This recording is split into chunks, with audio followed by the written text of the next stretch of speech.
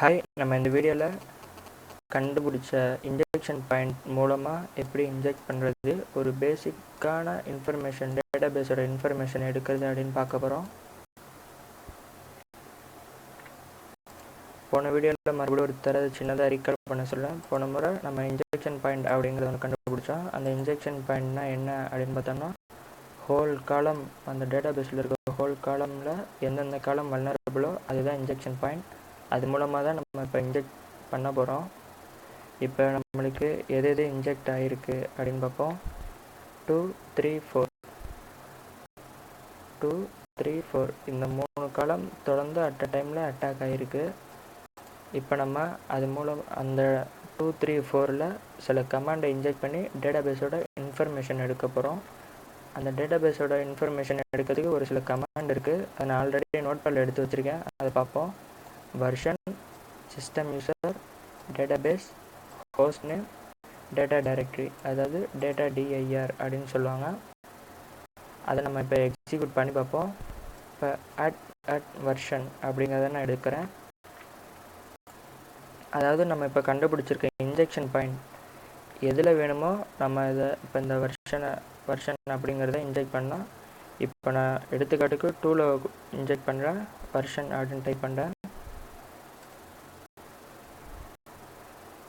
அதாவது இப்போ இந்த டேட்டாபேஸோட வெர்ஷன் இங்கே காட்டுது.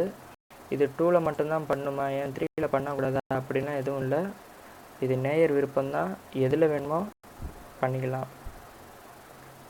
இப்போ நான் 3லேயும் கொடுக்குறேன்.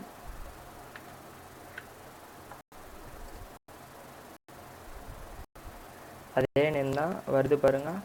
இதனால் ஒரு பிரச்சனையும் வராது. நீங்கள் எந்த பாயிண்டில் வேணுமோ கொடுக்கலாம். இப்போ சில பேர் கேட்பாங்க, அது என்ன டவுட்னா, இதில் வெர்ஷன்லலாம் அட்டட் போட்டு வச்சுருக்கீங்க, சிஸ்டம் யூஸர்லாம் அட்டை போடல, ஆனால் ஃபங்க்ஷனுக்கான கால் சிம்பிள் மட்டும் போட்டு வச்சுருக்கீங்க அப்படின்னு கேட்கலாம். இந்த அட்டட் அப்படிங்கிறது எதுக்குன்னா, ஒருவேளை நியூ வெர்ஷன் டேட்டாபேஸாக இருந்துச்சுன்னா அட்டட் அப்படின்னு போட்டால் தான் ஒர்க் பண்ணும். கொஞ்சம் ஓல்டு வெர்ஷன் டேட்டாபேஸ்க்குலாம் அட்டட்லாம் வராது, இந்த ஃபங்க்ஷன் சிம்பிள் இருக்கும். இது போட்டாலே ஒர்க் ஆகும். அதுக்கு தான் நம்ம இப்போ இதையும் போட்டு ஒரு தடவை செக் பண்ணி காட்டுறேன்.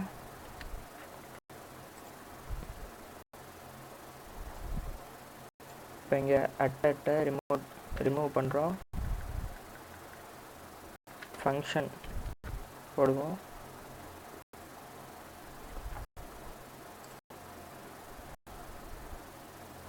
பாருங்கள், அதே டேட்டாபேஸ் நேம் தான் காட்டும்.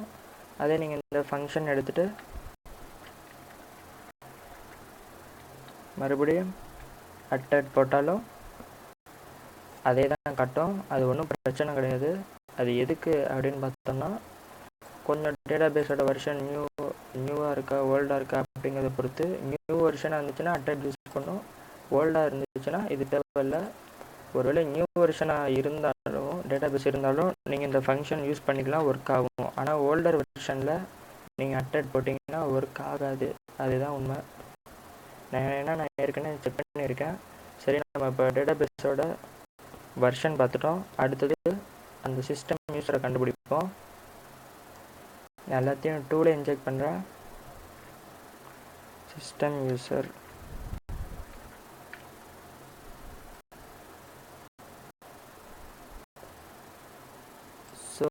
அட் லோக்கல் ஹோஸ்ட், இது தான் சிஸ்டம் யூசர். இதுதான் சிஸ்டம் யூசரோட நேம். அடுத்தது 3 எடுத்துகிட்டு அதில் ஒரு கமாண்ட் இன்ஜெக்ட் பண்ணுறேன். டேட்டாபேஸ் அப்படிங்கிற ஒரு கமாண்டை இன்ஜெக்ட் பண்ணுறோம்.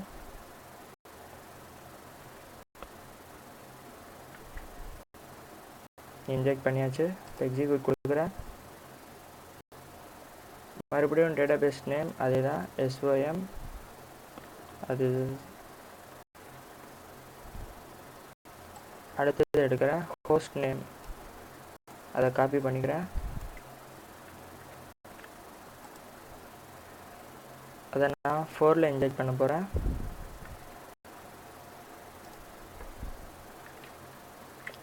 எடுத்தாச்சு. எக்ஸிக்யூட் பண்ணுறேன். ஹோஸ்ட் நேம் ஏதோ ஒரு நேம் காட்டியிருக்கு. சரி, ஏதோ காட்டியிருக்கு, நேம் காட்டிடுச்சு, அது போதும் நம்மளுக்கு. ப்ரொனவுன்ஸ் எப்படி பண்ணுறதுன்னு தெரில, தெரில, விட்டலாம். அடுத்தது டேட்டா டைரக்டரி, அந்த கமெண்டை எக்ஸிக்யூட் பண்ண போகிறோம். அதை செகண்டில் இன்ஜெக்ட் பண்ணுறேன். சிஸ்டம் யூஸர் எடுத்துருங்க.